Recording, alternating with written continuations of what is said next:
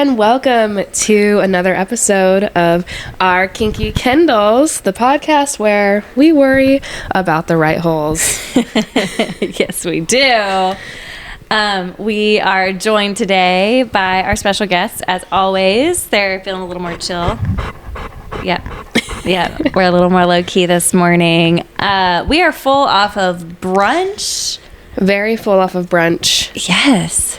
It's been a good morning. Yeah, I went to a wedding last night, so I am feeling a little bit more low energy than normal today.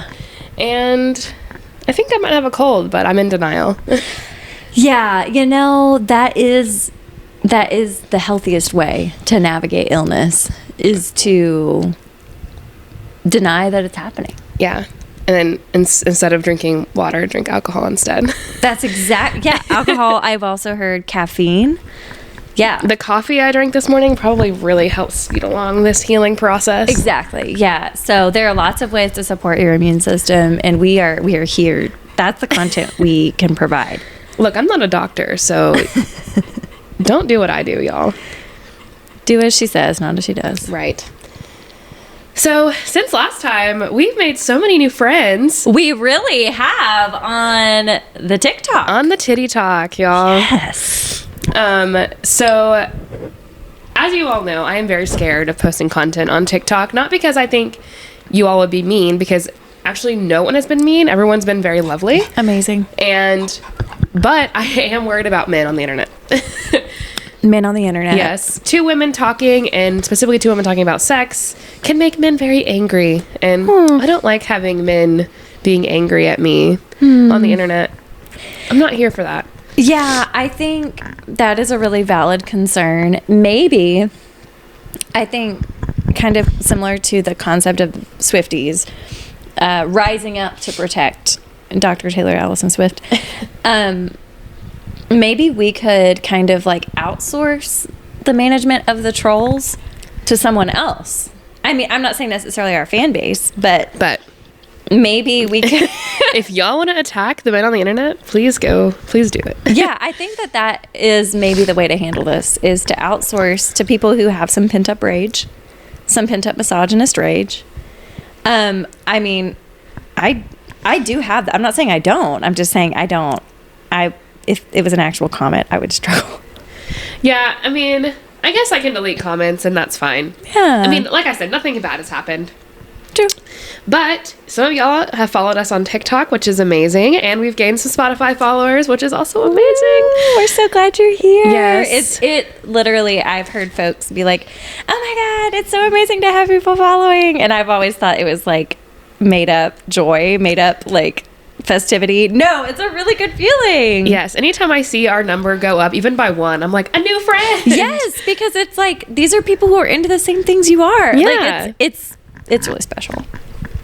Yes, it's super special. And it seems like you all really love It Happened One Summer. Yeah. Every single listener that we have had has listened to that episode, which is amazing. That's our favorite book. Yeah. Our favorite male main character. So we respect. We totally support the love for It Happened One Summer, and y'all are in the right place. Y'all are in the right place. I think, yeah, it's been clarifying to see how many folks are like, this is the episode we're going to listen to. Yeah. Because it's like, yeah, that's also been one of our favorites. Yeah.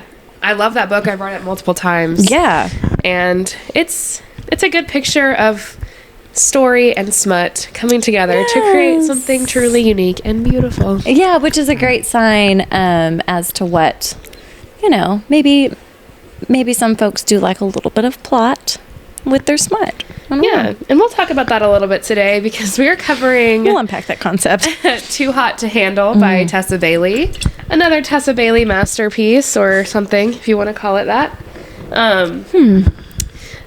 A was the one who recommended this book. I sure did. And I was surprised when I started reading it because, let me tell you, there ain't no plot. I care so much about a good plot. Here's my only justification for telling you to read this book. I mean, apologies, but the only justification, the only thing that could have been going through my mind is that it was late at night and it's sexy and there was a motorcycle and a tire swing. And a tire swing. Yes. So I fell in love with my partner on the back of a motorcycle. And so I think that was maybe part that of was this. playing a role in whether or not you liked this book. I don't know. I was just, but I remember multiple times I'm like, you got to read Too Hot to Handle. And I do see your criticisms. I think that, yeah, we were talking to someone today who they were sharing that that it's nice to like read a book and then like reading the book is one thing. I don't want as much influence going into reading it. I just want to read it like a blind read. But once I read it, I want to talk about it with someone. I want to hear people's viewpoints. And so this is a great example of like, now someone else has read it and they're like, this was actually garbage. What have you done? And garbage, you know, when we say garbage on this podcast, we mean that with like the best connotation Totally. you can imagine. Like, and when I say garbage, I mean this is just pure smut. That exactly. Yeah. Yes. Like the reason I was caught off guard is because A loves Yes. story. She's passionate about a good story, about strong characters. Almost, and so when I was reading this, I was like, this is very off-brand. Okay, so I wasn't maybe bored or complaining. I'm just it was not what I expected. okay, so in that okay, so maybe the source of the recommendation primes you going in. It's very sexual. Primes like gives you an impression of what it's going to be. I like that you said your own names, and then I have to go back and bleep that. Well, I have had 2 sips of a Cayman Jack. Yeah, 2 sips. I know. At brunch, y'all, we've talked about this before. In our sweet southern town, you cannot have alcohol before 10 a.m., which we knew, and we've discussed that on this podcast before. Yeah. Did you know that restaurants will also deny you alcohol before 10 a.m.? Sunday brunch. Yeah. Like, we were trying to have a sangria at 9:30, like one does on a Sunday morning, and they said no. People do it all the damn time, though. Like, I'm on island time, baby. Yeah. This is the weekend. Yeah, in retrospect, maybe sangria at 9:30, but no. I think it's fine. I think it's fine. I'm an adult. I think, well, and then our servers appeared to be, Kay and I have both worked in restaurants at different points in our lives, and so we have a lot of respect. We understand it's a hard job, but we were like, hey, can you just like put in the order for the pitcher of sangria at 10 then? And it just never did get to our table. No, I think she was having a hard day. Yeah, that's okay. We survived without paying $20 for a pitcher of sangria. Yeah, we sure did. And then we went. We enjoyed another local bookstore. We were toying around with like, should we tell you exactly what bookstore this is? But we will leave it. We will leave it to the imagination. Yes. But we got to connect with some fellow book lovers. It was really sweet. Yeah, it's a cute little local place, and I wish we could plug it on this podcast, and maybe one day we will, because We'll explore it. it's literally so easy to figure out where we are. Like, I don't know. I don't think our listeners really care. Yeah, I don't think I mean, if you are like getting out your map and trying to like triangulate our location based on where where we say we're in driving distance of, Yeah. I love that for you, and that means that if you're doing that, you're probably also a Swiftie, and I trust Swifties, so Exactly. It gives strong Swiftie energy. yeah, just like searching for clues. But like, that's kind of our people. Yeah. So if you're a Swiftie who's got her map out with a red string going from different places trying to figure out where we are, Where A I and hope K you do live. figure it out. you will land on, without too much effort, you will land on where we are. But the good news is that we do live in a fairly big city, and there's lots of people here. So even if you figure out what city we're in, it's going to be pretty hard to find out who we are, especially because we are not famous on the internet at all. We are not internet famous. We are just Our us. social medias are private. For many reasons, many really good reasons. So anyway, we were toying around with that this morning, and but the bookstore was lovely, and it was fun to kind of hear different viewpoints. It makes me wonder what some of our listeners' takes are on some of the books. Oftentimes Kay and I will have similar takes on, our impression of the book, our thoughts, and I love hearing other people's. Yeah. Because like I haven't thought of it from that perspective. Like the Sarah J. Maas conspiracy theory. Yes, we were talking a lot. They're having a book club for ACOTAR at this bookstore, and we were talking about like ACOTAR and its many fails and triumphs of the whole story. And the first meeting they're having is like a spoiler-free, like no spoilers at all allowed. And I was like, I can't go to that meeting because I cannot contain myself in any way, because the hate that I feel for Tamlin is It knows no bounds. So pure and holistic. I am listening to the graphic audio of ACOMAF right now because we're going to review it on this podcast. We promise. I was doing a little refresh, and if y'all haven't gotten into that graphic audio, it is something special. I trust Kay's recs because they've always checked out, unlike my rec for True Hunter. No. Now there's going to be doubt cast on every one of my recommendations. No. But I just know what you're getting into. But I have just the regular audiobook version of ACOMAF, and yeah. I those are hard. The big long, any of the Sarah J. Maas stuff. I need to kind of like start it and listen to just that for. Like anytime I have like an audiobook moment, I need to just listen to that because it's detail oriented. Like it's very, but I am considering trying to return that one via Audible and then getting the dramatization version. It's so good. Oh man. Magic. So, yeah, it's beautiful, and I recommend the graphic audio, especially if you've already, if it's the first way you read the book, it's great.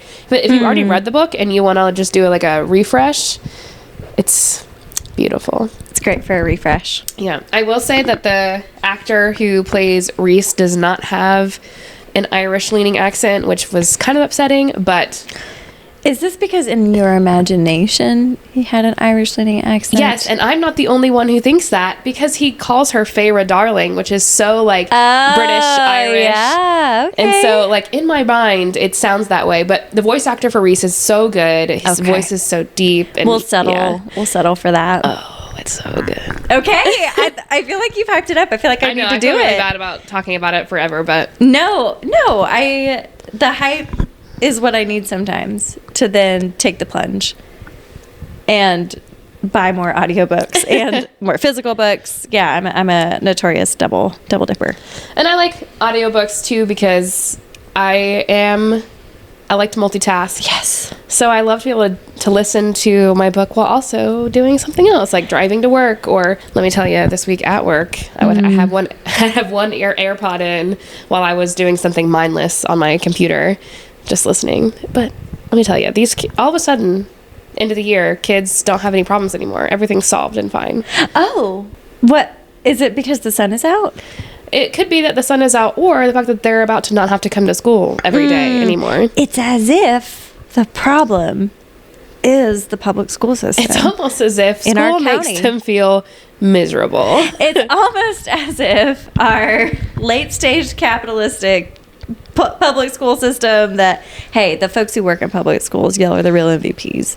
I'm talking about the administrative, the folks on the higher levels who have never worked in public schools who are making calls about our school system. Our legislators who have not set a foot in a public school, who do not send their kids to public school. Ooh. I wonder why they don't send their kids to public school that they are making laws about. It's interesting. Yeah, they have really strong opinions about schools that they would not, they have no skin in the game in, and they're choosing to send their kids elsewhere. It's interesting. Yeah. So, to be very clear, because sometimes I listen back through the podcast. I just need you to know this. I need you, dear listeners, to know this. I listen back through the podcast, and I think, wow, what I just said there was wildly unclear. And you could take what I just said several different ways. So, in speaking about things that are very important to me, I want to be clear. Folks who work in public schools, all my respect. I was one of y'all. I support you. I will vote to protect y'all. I could get really emotional thinking about how much I really care about y'all. The legislators making decisions, 0 out of 10. Don't love y'all. Yeah. Are you about to hit the applause button? No, I was checking our audio levels. Little standing ovation moment. Thank you. Yes. That's my little soapbox. She did it. That's my soapbox. Yeah. Yeah. But your students, you've had a lot of space. Sorry. And Beautiful. y'all, I'm about to be a summer baby. I know. I'm so excited. No. Yeah. Summertime's coming. I'm a sweet summer child. I thrive in the summer. I thrive on having free time. It's amazing. I'm really good at being unemployed. You are really. I have many times said how much I admire your ability to rest and play. It is a skill that I, as an Enneagram 3 high strung person that I am, I learn from you constantly in your ability to just like enjoy your life. You don't just work it away. You enjoy it. Yeah. I mean, I work very hard all day long. Yes. All year. You balance it really well. So I feel like I don't need to do stuff. I don't need to do stuff. You don't need to do on my stuff. breaks. Yeah. You work hard and you say, that's enough. I'm going to clock out now. I'm going to clock out and I'm going to go live my life. And we love to see it. And by living my life, I mean sit on my couch. You're beautiful. Or sit outside near the water. God, near the water. Yes, I am also a sweet summer child, and we have a little. I call it my Barbie Dreamboat because it is from the '90s, and it has a '90s color scheme. And It's amazing. yeah, the lake days are coming. Yay. I can't wait. Well, yeah, summer's coming, so we will have even more margin to read, even more margin to really invest. We might do some fun adventures with the podcast. Who knows? Y'all are going to go on vacation with us. Yes. Get excited. Yes. End of June for Kay's birthday. That's right. We're going to do a remote podcast from our little beach location. We might do Happy Place if we have it finished in time. If not, then we'll pick something else. But you'll get to hear from us from our beachy home. Our beachy home. We'll have our special guest H, and it's gonna be amazing. Yes. So if y'all want to get to reading, we'll likely do Happy Place. Yeah, by Emily Henry. It's her new book. So, if you're not familiar with Emily Henry, she writes beautiful characters, beautiful story. Yes. Very character-driven plot. Some excellent story. Yeah, and there's sex in it, but I would not call it smut. Yeah. It's more like romance novel leaning. Yes, for sure. The relationship is more there's a slow burn. And we're doing Emily Henry, well, one, because she's great, but also because last year we did Book Lovers on our group vacation. This was pre-podcast, but we did a Book Lovers book club on our beach vacation. And it was amazing. We have a sweet, precious picture of all the girlies in the tent with our books, just reading the same book. It was so cute. Our Trulies on the beach. Yeah, we highly value such experiences. Sorry about that. Urgent, nasal-oriented break. I did not want to blow my nose live on the podcast, so... Yeah, that was a choice you made. Took a little break so I could blow my nose. Felt like the right call. Yeah, y'all. Children, minors specifically, carry so many germs. I got teens breathing on me all day long, bringing in whatever germs they have. And they have little siblings who go to elementary school who breathe on them. A good point. Yeah. Yes. The immune systems of our world. Okay. Well, we're going to jump in. We're hopping in. But yes, Too Hot to Handle. This is also a reality series, right? Oh, yes. Isn't it? On Netflix, right? I don't watch reality TV, but I'm pretty sure that this... Before we lie on the podcast again... I think we would never deliberately lie on the podcast. We just need some live fact check. Live fact check. 4 seasons of Too Hot to Handle. Oh my God. It has a resounding 36% on Rotten Tomatoes. Whew. So... Y'all are too hard on things. Is this the one where they're all like really hot and they're not allowed to fuck each other? Oh, yes. I think that's what this is. That's so stupid. Yes. Is it though? I don't... That's like the definition of a slow burn. It makes me feel like... I feel pretentious saying that I hate reality TV, but that's just who I am. Be true to yourself. I take that back. I love the Great British Baking Show. Is the Great British Baking Show reality television? That's Queer Eye is also reality television, which I love. Have you watched the new season? No, I'm trying to save stuff for summer. I know. I'm saving the new Bridgerton. Okay, I'm Queen saving Charlotte. Queer Eye. My partner also loves Queer Eye, and so I can't watch it without him. Mine does too. Okay. A brief caveat, we will get to the synopsis of this book. Yeah, sorry guys. But I'm Y'all, sorry. I try not to say guys. Well, I feel bad whatever. about it. I say y'all means all. We love it. Y'all means all, and when we say guys, one, please correct us, and two, know that we mean it in like a gender neutral kind of way, and that Totally. it's a very Southern thing. It sure is. And we hope that everyone feels welcome here on our Podski. So we love y'all and we see y'all. But my partner Jay, so we went and watched the new Guardians of the Galaxy last night, number 3. And I'm not a huge Marvel girly necessarily, but I have loved Guardians of the Galaxy. Long story short, no spoilers, but there's definitely some animal brutality, and it was deeply disturbing. And so me and Jay we have some different trauma around dogs, surgeries and such in the past, and so my sweet little heart couldn't handle it. But we got home and we were like, we need to decompress. We need to watch something like lighter before we go to bed. Jay was like, there's a new Queer Eye on, let's watch it. Because he was going to turn on Great British Baking Show. He was like, we need to watch something like desperately good and pleasant. And so he turned on season 7, episode 1 of Queer Eye and wept through the whole episode, because this isn't a spoiler, but they go and they're like, they're heroes. Is that what they call them? Mm-hmm. Their heroes were this tiny baby fraternity at University of Louisiana, and they're like super philanthropic, super wonderful guys who just needed some support and it was beautiful. That's amazing. And Karamo did the like emotional wellness piece was really Karamo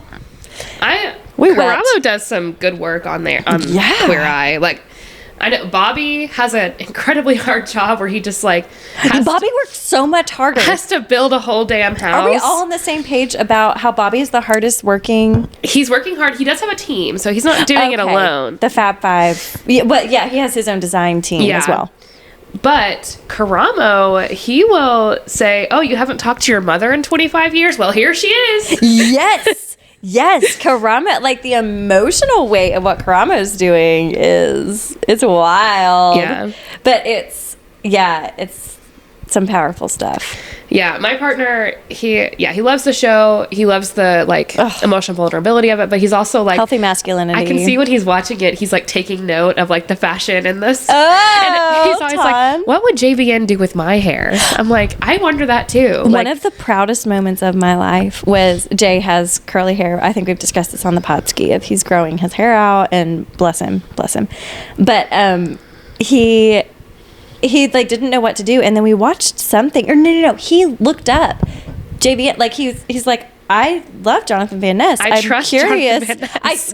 And you should. Yeah. And so he looked up, like, what does Jonathan Van Ness have to say about my curly hair? And he found like a YouTube or like an article or something, and he's doing the strategy that he learned from JVN. Oh. And he's like, this is brilliant. It's changed everything. It's like he got like a spray bottle with like 1 part conditioner, 2 parts water, and then he like combs that through, and that's made a huge difference in his hair. And he's like, this is like, I want to learn more. It's almost as if JVN knows what they're talking about. Yes, it was really the episode with the fraternity was really beautiful too, because they were like, I haven't always had the best experiences with young men like y'all, and y'all have been really kind and supportive to me, and that's been really healing for me.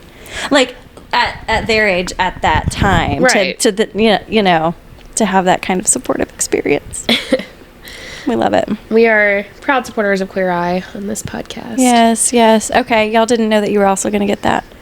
You're welcome.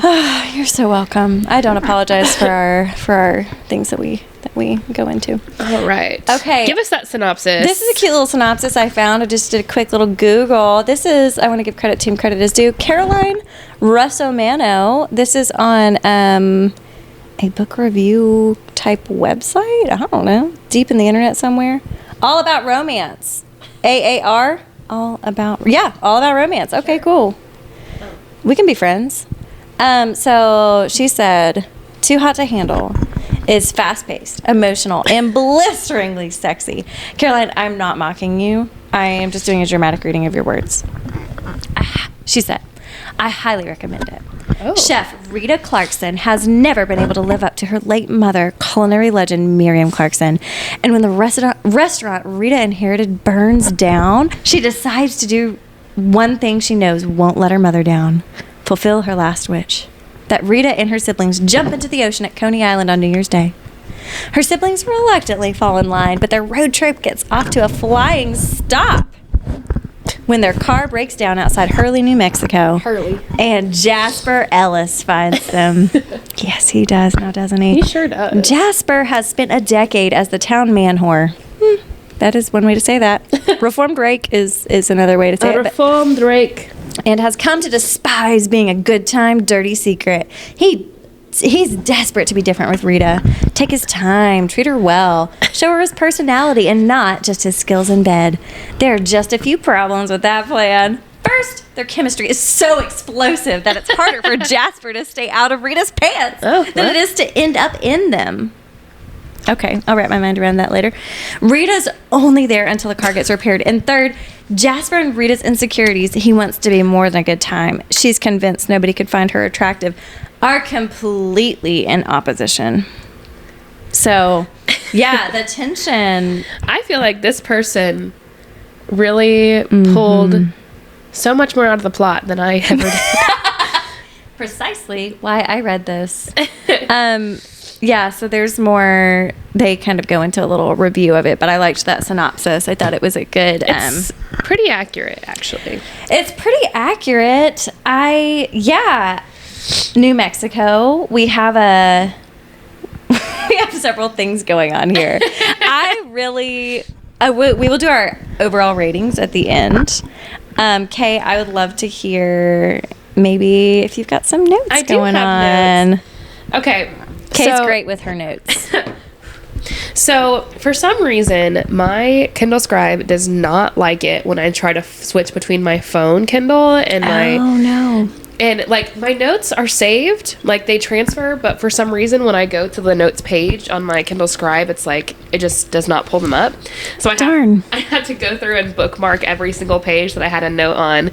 And so I'm just going to have to go through my bookmarks, which might be a little more clunky than normal. But I feel so sorry for Kay with her Kindle Scribe. It's really hard. It's really hard that for my you. Kindle Scribe doesn't communicate with the iPhone app. So hard for me. These are real problems. Okay, so I highlighted on page 1. This is a letter from the Clarksons' dead mother. Yes. Miriam is her name. And it says, I hope I didn't make a big deal out of dying. Hope there was no last minute confessions or wistful wishes that I'd seen more sunrises. If I did succumb to those cliches and killed everyone's vibe, I'm sorry. If I didn't, well, bully for me. I'm succumbing now in this book because I've had too much bourbon. Oh, I love it. Miriam sounds like my kind of person. And I just wrote, this is me for real. Like, sorry if it was a bummer when I died. That one's on me. Sorry I died. My bad. Sorry I inconvenienced you in any way, shape, or form. Oh, that's so funny. And I just like the idea of, like, mom getting just, like, super drunk and was like, well, I guess I'm going to write this letter now. Sorry, kids. I'm dead. Yeah. And I forget how she passed. I don't quite recall, but maybe it wasn't of natural causes. I'm thinking it might have been a sickness because it seems like she knew she was going to die. Oh, that's right. Let me tell you, I have no idea. If it was mentioned, I don't remember. We worry about the right holes. That's right. Yeah, I love. Yeah, maybe we should write letters to be read after our funeral to those whom we love. Sorry. Sorry. SRY. Period. Yeah. Delete my Kindle. Delete my Kindle. Delete our TikTok account. Delete our TikTok account. Yes. Sorry, that got dark. Anyway. Page 6. If customers had sent back food with complaints in Miriam's kitchen, she would have poured bourbon shots for the crew, shut down service, and said, fuck it, you can't win them all. Which love that picture of working in a restaurant because that's not what it's like. If a customer sends Oh my back God. food, and by customer I mean guest, because that's what we called them at the restaurant that I worked at. They are guests, not customers. We worked at very different restaurants. I was a greeter, not a hostess. I was a server. Mine is not a local place, so I'm happy to say I worked at Steak and Shake for Nice. several years in college. Mine is fairly local, as in sort of the There's only a few here. southeast Yeah. area. And if there was a situation, like a problem or an issue, it was not a problem or an issue. It was an opportunity. Oh, fuck that. Oh, I need a bourbon shot just hearing We have that. an opportunity at the front. Gross. I know. And you know who wrote these rules? Corporate. Men.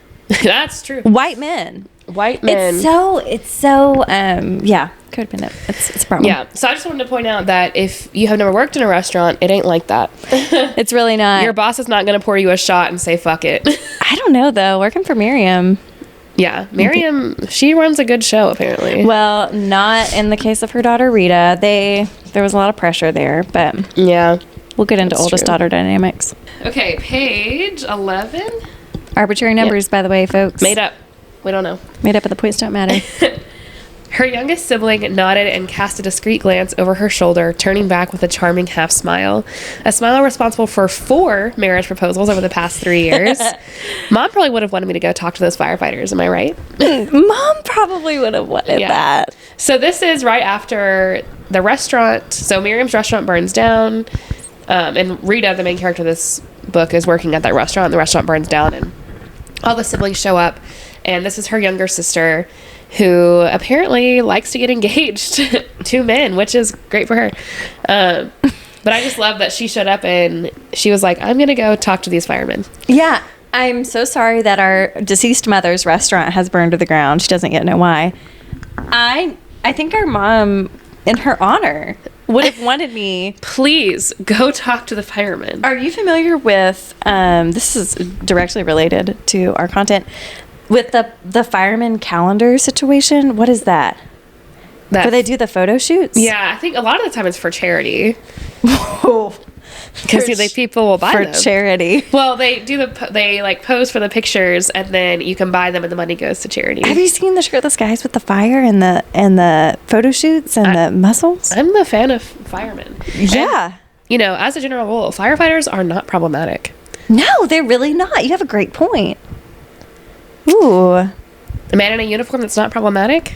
Sign me up. Sign me up. No apologies. Yeah, so baby sister was on the right page. She was thinking right. Yeah, I have a friend that always says that if she's ever hurt or sick, don't call the police. Call the firemen. I don't trust the police. Please don't send the police. Call a fireman. The firemen have great intentions. They're here to rescue me. Yes. They're fit as hell. They care about their communities. A lot of them are first responding trained. Yes. So- Sign me up. Many have mustaches. What's your stance on a mustache? Ooh. Charlie Swan? Ooh. Okay. But Charlie Swan is a cop, so that is a knock against Yeah. him. But he's like a cop against bears in the woods. Sure. I feel like he only ever goes after like animals in the woods. Yeah. You know how old you are whenever it's When no it's- longer Carlisle and Charlie are the ones that are hot to me now. Daddy Carlisle. Daddy. No, I immediately my mind went to Richard from from Friends. Yes. So He was never that hot to me. I don't know why. I like that he's a grown-ass man. But also, I thought Monica was just way out of his league. oh yeah, but he was a dentist and he was funny. Eye doctor? Optometrist. You're so right. Barry was a dentist. Gross. Yeah. Do you see how I would get that? It's very confusing. Very different field, truly. Yeah. Okay, yeah, mustaches. Wow. Firemen. Firemen and mustaches. Approved. Yeah. Every now and then when I find myself somewhere, I have to trace my steps back. And then I'm like, that was where. That was where we were. Welcome to ADHD, folks.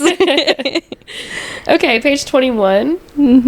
Rita's personal misfortunes had once occurred with less notoriety or incurred medical costs, but they were no less imprinted on her psyche, such as slugging a classmate for photoshopping her head onto a porn star's body and circulating it online. Hello, expulsion. Now, this reminded me of one of my favorite movies of all time, A Walk to Remember, where they do that Literally. to Mandy Moore in that movie. An angel in her overalls. In her sweet overalls and her sweater. Yeah, never done anything wrong. And they're like, Virgin Mary? Whatever. Gross. Which is interesting, like, that it was in this book and it was in that movie, but that never happened to anyone that I know. You know, work full time in a high school. You're the person directly, you know, if that happened, you would know. Well, the thing is now, because kids all have cell phones and, you know, cameras in their pockets, they just send the, like, if a teenager sends a nude to someone that they think they trust, that is what gets circulated, the actual picture of them naked, which is illegal. Child pornography. Yeah, and so every time that happens, we have to get DCS involved, we have to get the police involved, because that's child pornography being child sex abuse images. Which is so important that, like, teens know that, for one thing. When we're talking about sexting, we're not just saying, hey, don't do that, have safe sex. No, we're, like, saying you will be prosecuted for this. I'm trying to protect you.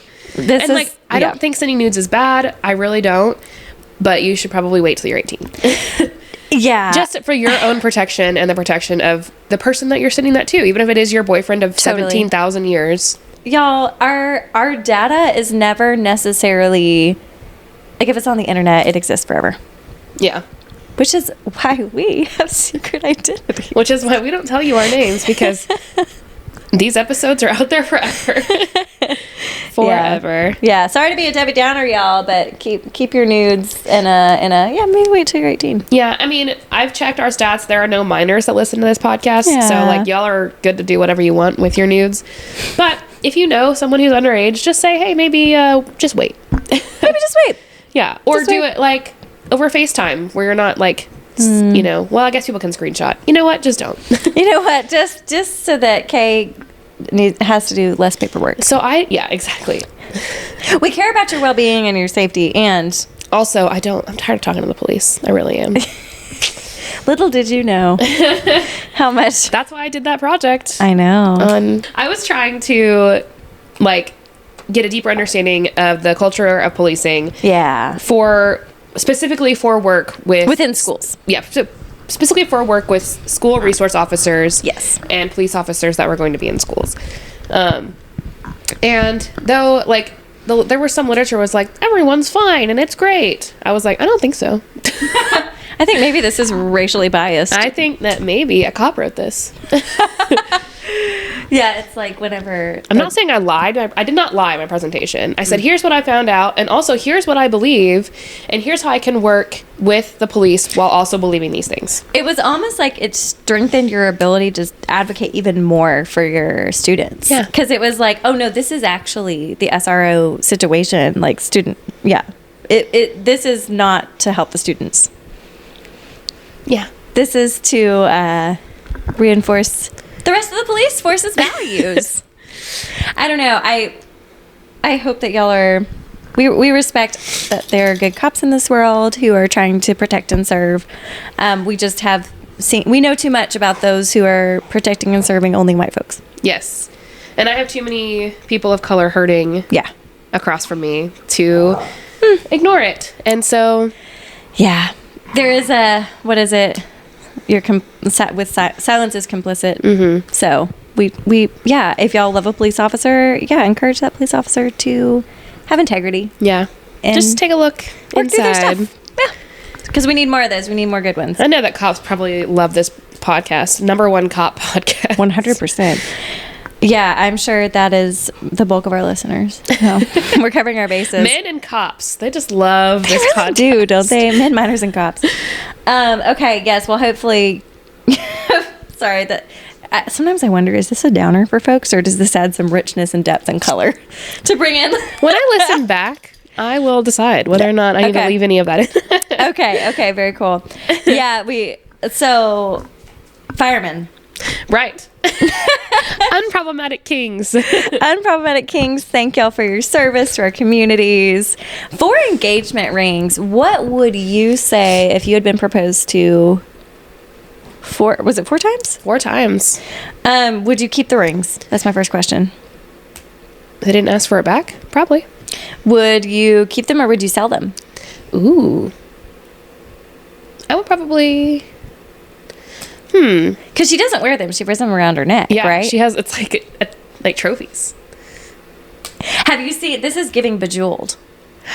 Oh, yes, like Laura Dern. Yes. Because she says this is the highest, what does she say? This is the highest honor you can ever receive. Yeah, and it's like Laura Dern's backstory is that she married all these men and something happened to each and every one of them, and we're just not really sure. Yeah, we can't really know. And, it's interesting.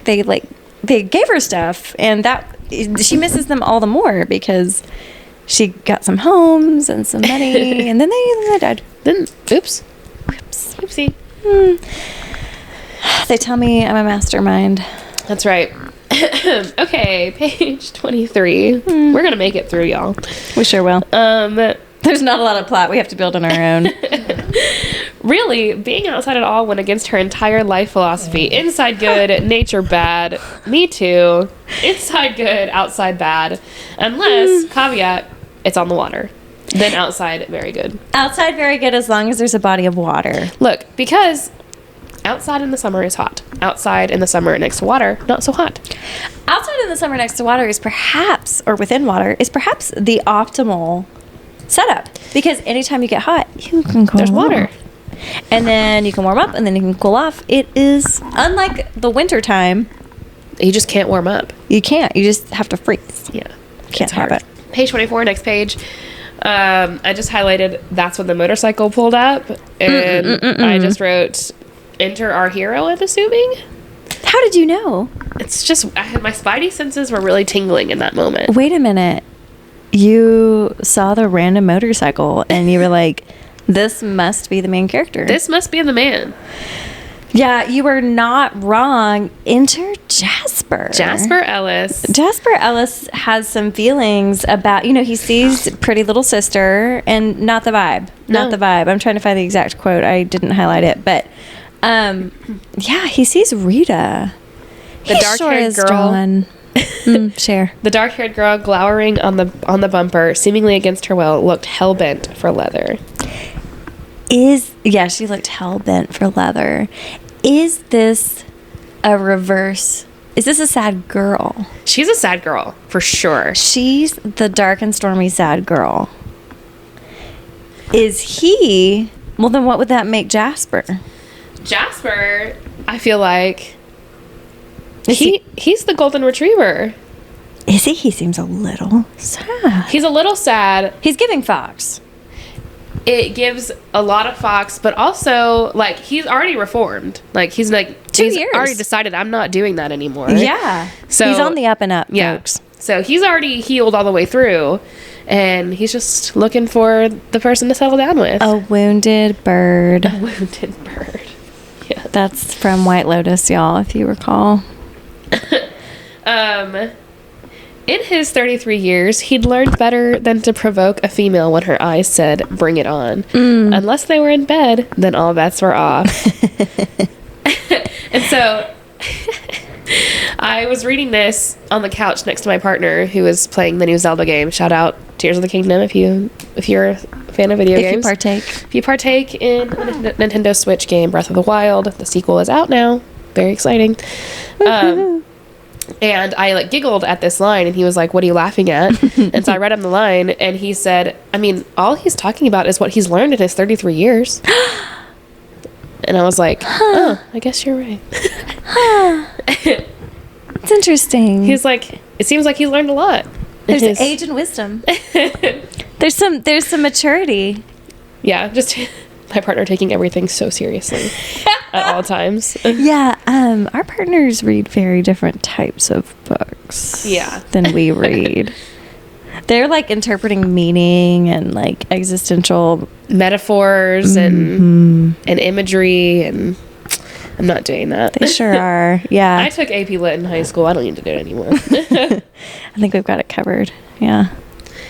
Okay, page 29. I hate to disappoint you, but this isn't the first time a woman has threatened me with a knife. Yeah, but it would be the last. Fucking insolent woman. We have a fucking insolent woman. Oh, and I apparently quoted Taylor Swift here. No body, no crime. Nice. Yeah. No body, no crime. Exactly. That's right. Yeah, I think Rita is not necessarily. She's not a sad girl. Or is she sad? She's angry. She's angry, but I think it's because she's sad. Oh, that's your mad. take on it. She's angry, but it's actually because she's sad. It's almost like I have someone I deal with all the time who's really sad, but comes out as anger. It does. Anger. Y'all, I know we all know this. This is often the case. Anger often feels a lot better than heavy sadness. Yeah. We'd rather feel angry. It's protective. Easier. If your guard dog is out, nobody can hurt. Say, ruff, ruff. Chomp, chomp, chomp, chomp, chomp. I'll kill you with a knife. Yeah. That's what Rita said. I'll kill you with a knife. What page? Page 32. Beautiful. Okay. I have taken some Sudafed, so I could get getting really weird next little bit. Okay. Yeah, we'll see what happens. It's just a fun gamble, really. This is an experiment. Okay. So I just highlighted it. There's no gray area in cooking, and I just wrote A very much disagrees with that statement. You know, so baking, I love That's a science. I love that you call this out. Baking is definitely a science. There's some real alchemy going on that in order to make something. We've all seen Great British Baking Show. Yes. We understand. It really is a They have science. scales and measuring sticks. I have no desire to have any part in that. No. Cooking, on the other hand, recipes are like a loose suggestion. Like, I take it like, oh, that's an idea of how Thank you for your could- suggestion. No. However, Truly. I don't believe I have a real clinical, honestly, problem with, not necessarily with authority, but with authority, with being told what to do. it's really with being told what to do. Until I have determined whether or not it is the right call, I need to make the recipe myself, because these fucking Pinterest recipes where you go through and you read all of their reasons for all of their things, it's like, no. Also, I hate the Pinterest recipes because I don't fucking care about your life story. Just tell me how much chicken I need. Just tell me. There are so many pictures. There's such a long story. My grandma made this for me when I was 12 years old. And the ads. There's so many ads like- on these sites. I just, No. Yeah, so that makes me lose even more respect. And so I think there's so much gray area in cooking. Of all things, cooking is the time to, have a good, try different things. Sure. And A is a good cook. I've eaten her food before. She makes good Thank food. you. So that is not to say that there's gray area in cooking and that she does whatever she wants and she makes it good. It's one thing for someone to talk about gray area in cooking and making terrible food. Yeah. Maybe the proof is in the pudding. I like to eat.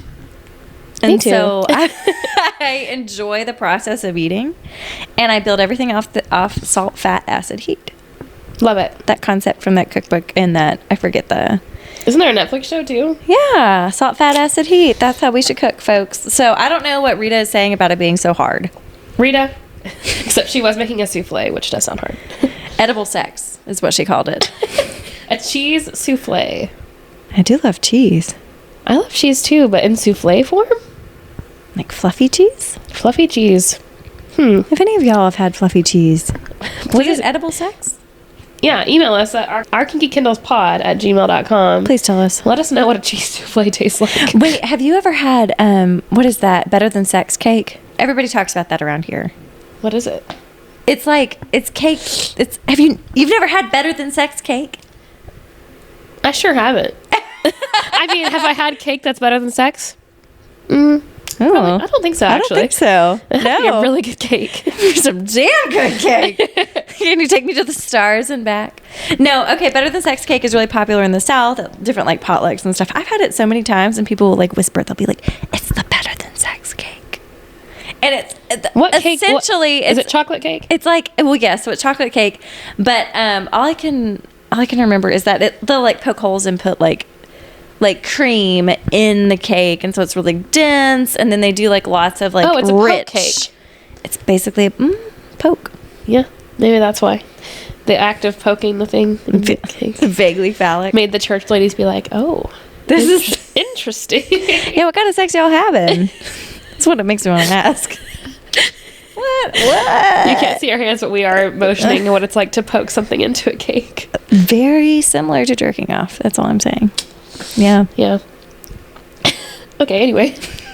Anyway, Cooking's easy. I don't understand what Rita's talking it's about. so easy to make food. It's good. To make culinary greatness. I don't understand the hype. So whatever. All right, page 35. Our editor is going to have a heyday. Sorry to future me. Kay is our editor. In gonna case take this that is line your again. first episode. Oh yeah, if you're brand new here, if you're one of our new followers, I edit this podcast. Brilliantly, might I add. Yeah, and by edit I mean I leave in literally almost everything. A skill I do not except have. for our names and anything identifying. And anytime A burps. Look, I'm sitting and I'm drinking a bubbly-ish drink. I don't know. I just burp, folks. Okay, I'm gonna take that line again. Okay. Roll with it. On page 35. Yes. Rita, he repeated, although with his accent it sounded more like Rada. I like that. Rhymes with Chada. And I just wrote here, Right. a sweet southern boy. Hell yes. This man is the southernest southern man of all southern men. He speaks in metaphors, he speaks in similes, and he has a comparison for almost anything, and his accent is very prevalent in pretty much everything he says. This is almost like a characterization of Southern men. You got to enjoy brunch with my partner today. Sure did. We all went out to brunch together.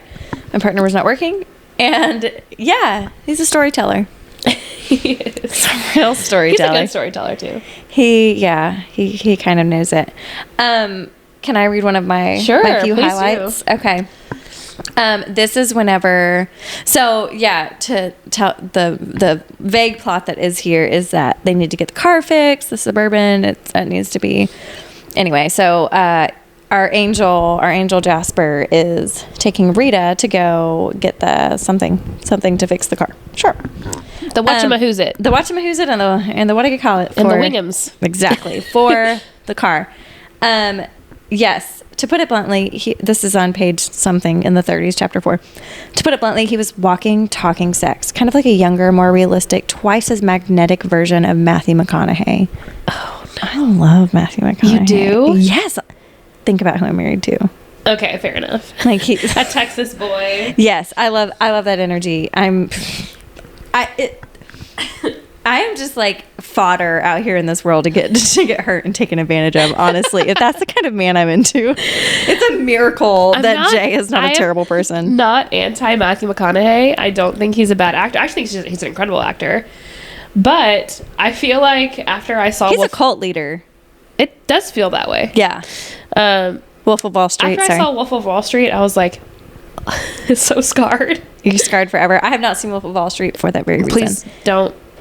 You'll have to look at Jonah Hill's penis. Ew, no, Jonah, respect, but I don't want to see your pee-pee. And I think it's fake because there's no way that it's real, but Okay. it is still very alarming to look at. Okay, I have another highlight. Oh, please. So this is when she's getting on the back of his motorcycle. Hell yeah. Between her thighs, his hips shifted just a fraction, and she almost laughed at the way her body reacted. Warmth tickled into her stomach on cue, and she fought the insane urge to rub her stiffening nipples against the sun-heated back of his leather jacket. Honestly, the man must have trouble just walking down the street without being propositioned. She hadn't been propositioned in ever, and then it goes on to her sex life. I would like to say, have you ever ridden on a motorcycle? No. Okay. On the back of a motorcycle. with I someone else have driving not it. ridden on the back. My mom would absolutely kill me. My mom didn't know. But weirdly enough, my mom, who would have killed me if I ever rode on a motorcycle, the man that she married after my father, also, like, he rode motorcycles, and she rode on his motorcycle. Excuse me. So she can do the things that you can't do? This was like all, I mean, we were all grown ass adults at this point. She's like, my kids are grown. I can do whatever I want. She wouldn't have done it when we were younger, but Yeah, now she that we were all loosened like up. out of the house and not her responsibility, she was like, I'm gonna do whatever I want, including get on this man's motorcycle. I don't think I would peg him as a motorcycle guy. Your stepdad. He's a car guy and just a man who likes things that go. He and Jay are going to have a heyday on our little beach vacay. They are. They're going to talk about cars. But yes, motorcycles, being on the back of a motorcycle with, okay, so remove the image of your stepdad out of your brain. But, dear God, your mom's person. But so whenever I first met him, he's big into motorcycles, and I went down. Have I told this story on the pod yet? About your Volvo being on the back of his motorcycle. 100%. You sure have told that story. Alrighty then. Well, I've covered But it, but for any new listeners, I've done that. You said, I think before you told the story, you said, I'm going to tell this story multiple times.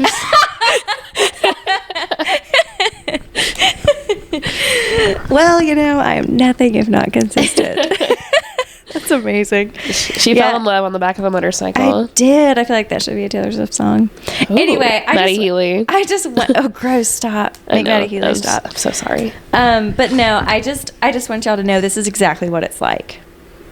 This, like, because you're like grinding up on him, and you're like doing this adventurous thing, and he's in control, and he's keeping you safe, but it's fun. It's just really special. I do like the idea of it, Yeah. but I'm also scared. Well, as you should be, but it's like watching a horror movie with someone you love and trust. Oh. It's like you feel protected. I don't know. There's something like evolutionarily, something biologically occurring there. Not to mention your Volvo's rubbing up against him. But Right. that'll do it. That'll do And it, folks. just to be clear, y'all, that's like in the 30s, page 30 something. Her stiffening nipples. We're talking about rubbing our bodies. Yeah. So that's kind of where we at with this book.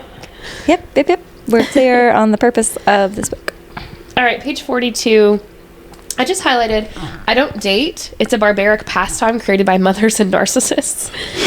And I wrote, I feel like I agree, but what's the alternative? Arranged marriage? Like, dating it, I don't have experience, really. But it sounds terrible to me.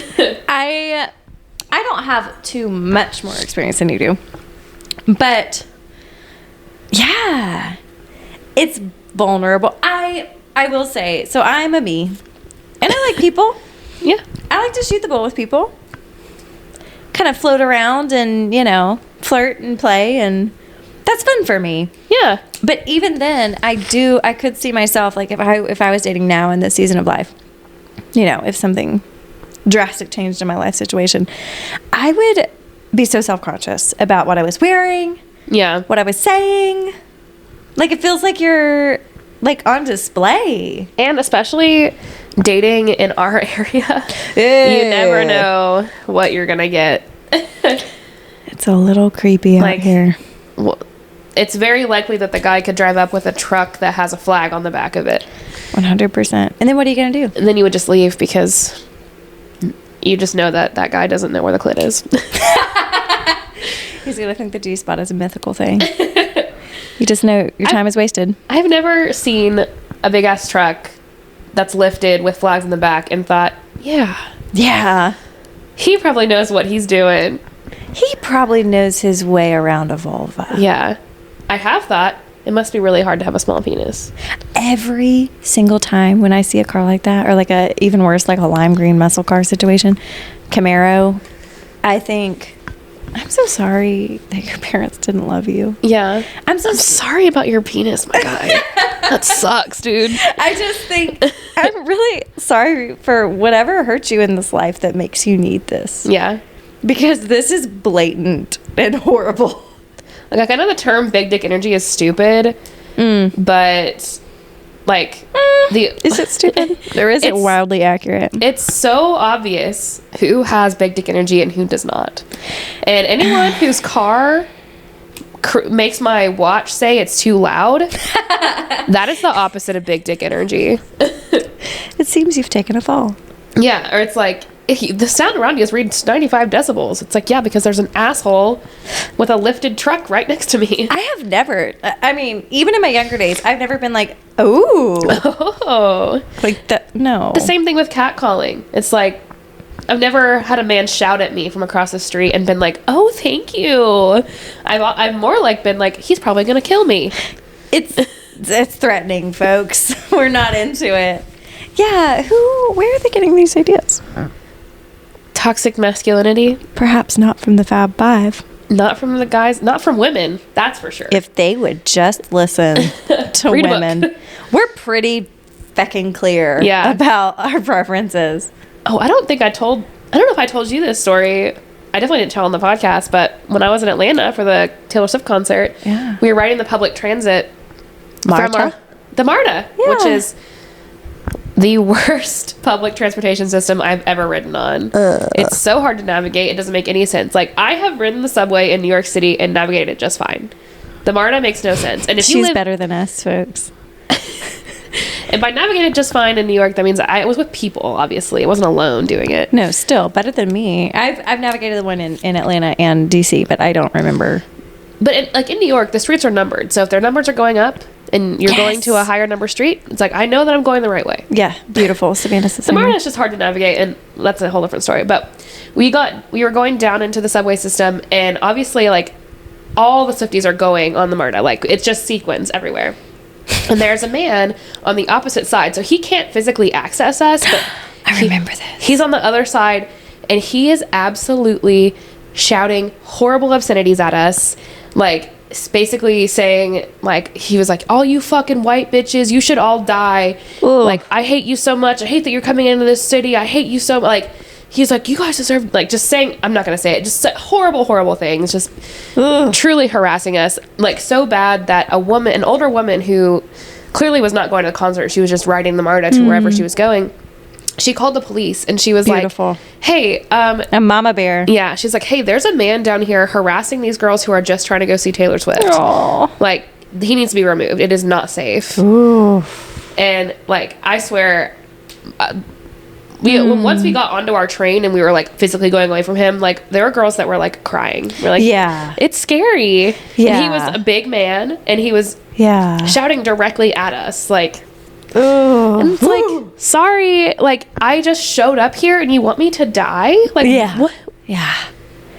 What is happening in this world? Yeah, I think maybe it's social. I don't know. We can blame everything on social media these days, but it's just like, what gives you the impression that these are human beings that you're yelling? I'm like, I just exist in this space, and you think I should be dead? Also, you can get on the MARTA. Like, there's plenty of space. You can leave. Also, you don't have to be around us. Yeah. Also, think about how many concerts go on at Mercedes-Benz, and, like, there's so many fans. But of course, aggression against women. It's hard. Think of someone your own size. Right. Yeah. I guess the, like, idea of women dressing up and hanging out with other women was just very, very offensive to him. Sometimes we swim in really progressive circles these days where, there's lots of affirming, supportive spaces, and thank goodness, we get to choose our circles, and we get to choose to surround ourselves with folks who are really lovely and create safe spaces for all. But yeah, I think every now and then I'm reminded of, this is why, it's scary for marginalized identities, all marginalized identities, but, women. Yeah. So it's not safe out there sometimes. And, he probably had some other things happening. Like, maybe there were some other mental illness things that were happening there. And, mental illness does not give you an excuse to act like an asshole. Mental illness, it is our responsibility to work with it and to care for ourselves, and it's our responsibility to support our community resources as well that provide low cost, accessible resources for folks to get their mental health taken care of. But we're accountable. We're accountable for what lives in our brains and our bodies.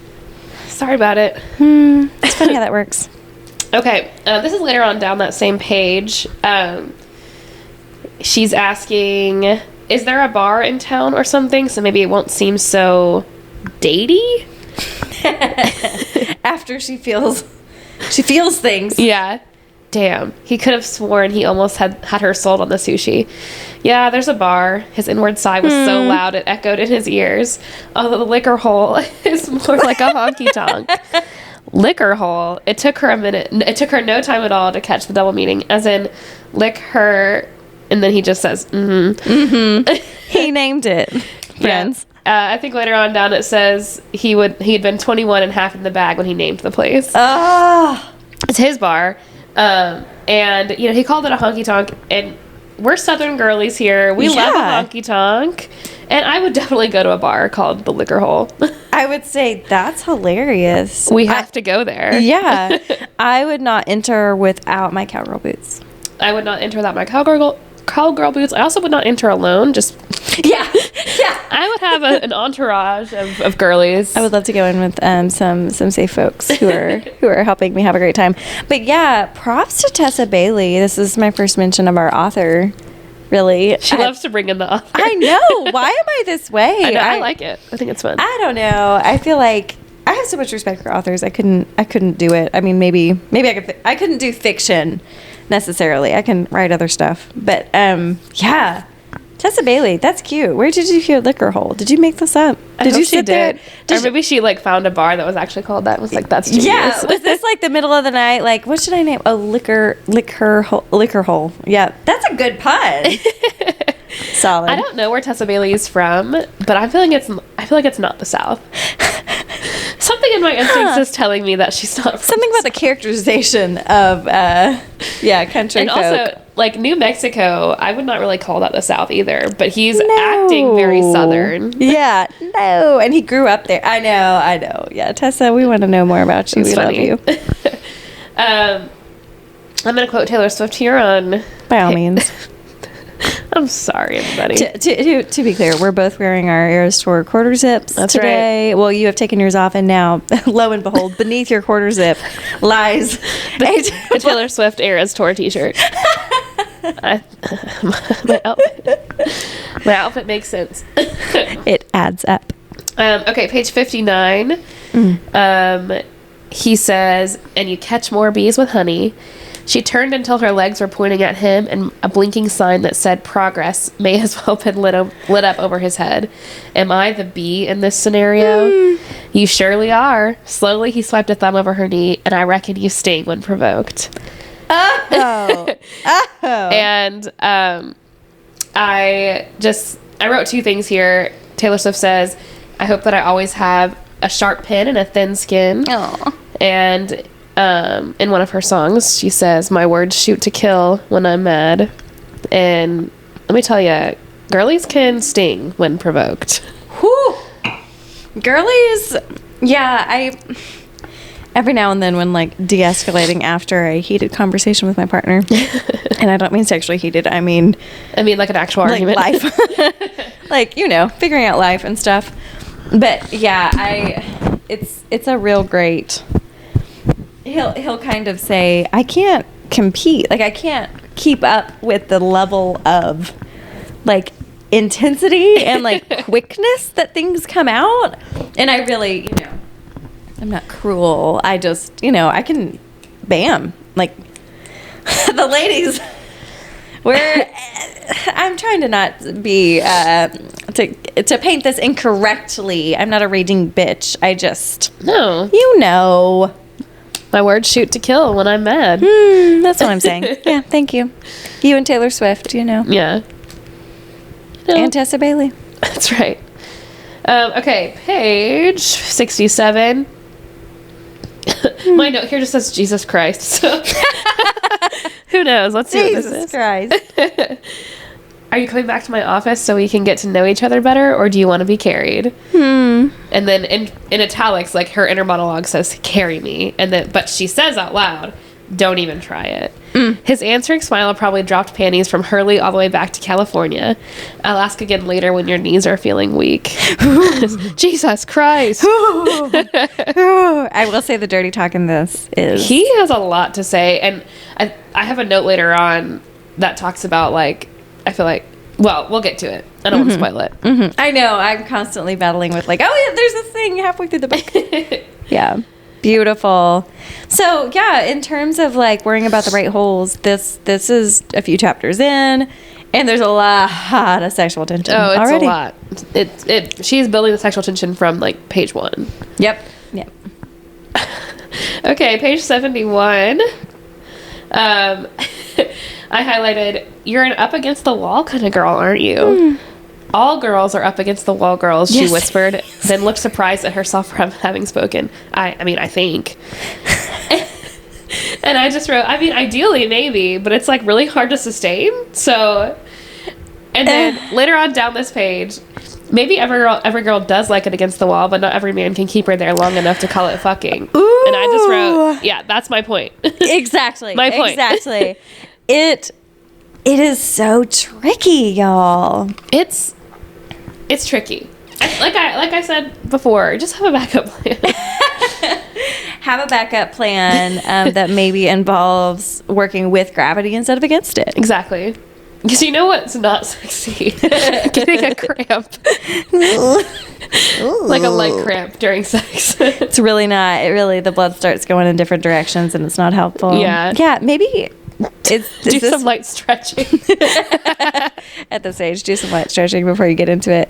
Yeah, I often... have we shared that our partners... This is a national organization. They're Bougie Gym. Our partners are CrossFit buddies. Yeah. We are not endorsing CrossFit's policies or their politics or anything. They have bad politics? I've heard some different things, yeah. That it's not a safe place that not everyone experiences it as a safe place. And so, I don't know. I really don't know a lot. And it makes sense. Well, gym bros can be kind of assholes. Sure, fair enough.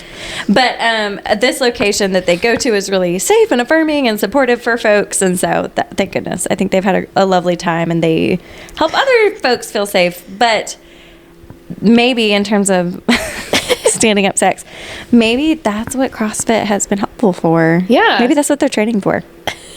Sometimes I do wonder, why do you need to be able to hip thrust 250 pounds? Why and then do you maybe need to be able to stop asking that question?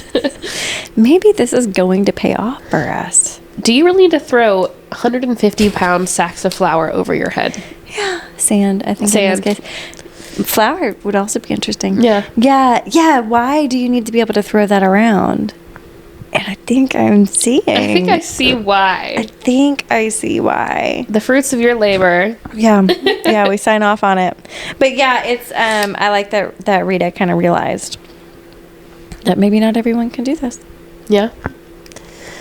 Page 77, chapter 10. One of the main reasons she didn't date was fear of rejection, fear of someone she actually liked seeing the worst in her, or worse, the best in her and deeming it lacking. And I just wrote, if you give someone your best and they say it's not enough, that is your cue to leave. You are done. Whew. There's nothing left for you there. You're done. Because here's the real thing here. That is not a flaw within you. No. If you have shown up wholeheartedly, given your best, whatever it is, in whatever capacity, but especially in relationships, if you have showed up fully and you have poured in to this relationship and they are pushing you away for whatever reason, it's not working out, that is not about you. No. You have upheld your end of the relationship. That is all that is required of you. Your best is always good enough. We are people. We are just people in over here. And we can only do so much. We are only, I think, I love people really deeply, and it really hurts whenever I feel like my best isn't good enough. I've had several of these situations, and I have started finding a lot of comfort in that idea, romantically and platonically, in different kinds of relationships. I have found a lot of comfort in the idea that, like, oh, why would this be offensive to people? Why would this push people away? Oh, this is something that's going on in them. Yeah, that's theirs. That belongs to them. Yeah. If the best is all you can give. And if they say that that's not enough, that's not your fault. That's not yours. That does not belong to you. Yeah. I say that to my clients all the time. I'm so sorry. That does not belong to you. Yeah. Life is hard enough. Life is heavy enough. We don't need like additional shit to carry and carry things that don't belong to us. Other people's, hang-ups on stuff and problems with whatever. I'm so sorry that doesn't belong to you. You've done your best. You've shown up. We can internalize beliefs that our best, what is our best? Like, did we, no, you know when you've shown up and you've been authentic and loving and whatever. Anyway, little rant. Just a little note. I do love... If y'all have experienced some stuff like that, it takes a while to realize what is serving you and what is not. Yeah. And if you pour yourself out into someone and they can't accept it, then perhaps you are done. And yeah, I think some of that comes with growth and maturity, recognizing that like, oh, I've invested a whole lot in this relationship and they're pushing me away for whatever reason. Yeah. There's a lot of freedom in realizing, oh, well, that's not about me. That doesn't belong to me. I can move on to someone who can appreciate. I was going to say I do love when Kendall kind of shows the multiple. Was a suggested highlight. I think, it says 179 highlighters on this, and I think that's sweet. Yeah. When everybody's like, ooh, this resonates with me too. Yeah, people were feeling that. Yeah. Can relate. Okay, page 111. I've got 2 highlights on this page. Sure. Was that the other half of your apology for last night? Because I have to say, it was pretty effective. At the risk of sounding arrogant, Rita, I haven't even moved my hips yet, and you've barely gotten a preview of how thoroughly I can apologize. And I just wrote, apparently, this is my favorite brand of apology. It's a good apology. I accept. Yeah. You can say it with words. Or you can say it with the thrusting of your hips. Or both. Ideally. English words, and then, perhaps. We can communicate in multiple ways. That's right. So beautiful. Yeah, I think she's got all this self-esteem stuff, and she's really low. There's grief, there's anger, and it's just really beautiful to see her be so happy. Mm-hmm. Okay, later on down this page, I highlighted, he imagined her naked in his king-size bed, imagined that first thrust into her tight body after an hour of foreplay, give or take. And I just wrote, an hour? Jesus Christ! I mean, I'm not complaining, but dang, sometimes we have some things to do. An hour? An hour of foreplay? Okay. You gotta keep my attention for an hour. There's that. And also, like, what is constituting as foreplay? Because, like, an hour of foreplay is that, like, we're laying on the couch and you're touching my arm and, like, is that point. All foreplay? Netflix or is, and like, chill. Yeah. Like, what, where does the timer start for the foreplay? Because if it's, like, actual physical touching for that whole hour, it's like, okay, after an hour, I'm like, I feel like you're touching me to stop. Yeah, that's a good point. Foreplay is notoriously vague sometimes. Yeah. Yeah, that's a good point. Like, what constitutes? When does foreplay start? Like, is it dirty talk? Is it sexting at the beginning of the day? Like, when y'all are going out that night. Like, what all constitutes? And is he maintaining an erection for an hour? Holy shit! Without anything else? Like, I'm curious. What's up, Jasper? Jasper? You have my attention. What's going on here? I'm listening. Okay. Oh shoot! What page is this? Page 129. All right. This book is spicy, y'all. It really... I know, I'm skimming and I'm like, shit, okay, yeah. So this is a masturbation scene. I think he is using a vibrator on her. Oh, this is before the date? This is before the date. Oh my God. And she's wearing that skirt. Also, I'm not going to read the scene to you. I'm just going to read a little section. But it's real vivid. It's very vivid. And also, brain could not compute the position that they were in. I was like, what is happening? They were like... I think it has to do with pressure. I think he's laying on her back, right? Yeah. But the vibrator's like under her. Tucked under. This is a soft bed. Yeah. My brain was like, can't compute. I was also like, I feel like I couldn't breathe. It's too much. You don't need to breathe. Okay, something unexplainable that had Jasper releasing Rita's hair and sliding his hand around her throat, exulting in the whimper that took shape against his palm. It's okay, Rita. The more pressure he applied, the more she started to shake and moan. I like my fucking a little rough and a lot dirty too. And that's what y'all are getting. Yeah. I wrote here, we got our hands on a throat. So if you like that, that's in this book. It's also important to note here that this has been a masturbation scene with a vibrator that has taken Rita a while to get even close to finishing. Yeah. Which is beautiful. Tessa Bailey, incredible job. Like, this is several pages before before she climaxes. We need to normalize, like, it takes different books different lengths of time to come. Like, our world does such a disservice to educating folks on the bodily process of orgasm, mind, body, and soul. But it's, however long it takes you, it may vary based on your cycle. It may vary based on, so many factors. Ovulation? Ovulation, yeah, for sure. Yeah. So, I really appreciate, sometimes in a book it's fun. It's like immediate orgasm, like whatever. We get that in books a lot. But yeah, cute. I really appreciated, like, it was like 2 or 3 pages of him, like, holding the vibrator on her and talking to her and, like, yes, he was in really it. coaxing her through the whole scene.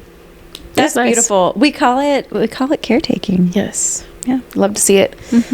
Okay, page 132. I have a highlight here, but I don't have a note on it, so I'm not sure what this is. Just gotta read it. Could have been in the bath.